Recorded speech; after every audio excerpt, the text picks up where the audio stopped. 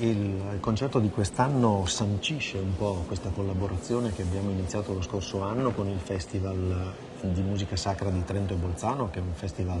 veramente simile al nostro, sia per storia sia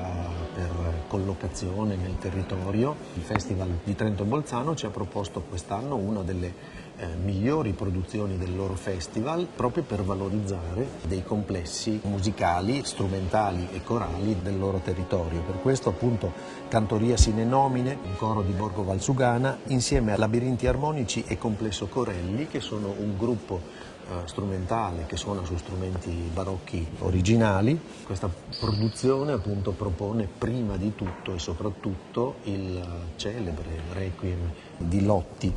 Il Requiem è una delle sue composizioni più famose e anche più grandiose, dobbiamo dire. Ecco, questa collaborazione è stata veramente significativa a mio avviso, proprio perché ha conseguito quei risultati che entrambi i festival si propongono, appunto quello di valorizzare le più importanti realtà, sia dal punto di vista dei compositori, dei giovani compositori, sia dal punto di vista proprio delle realtà che producono musica, quindi dei cori di cui è ricchissimo il Trentino, come è ricco il Friuli Venezia Giulia, e anche dei gruppi strumentali che maggiormente adesso si dedicano all'esecuzione filologica su strumenti originali barocchi.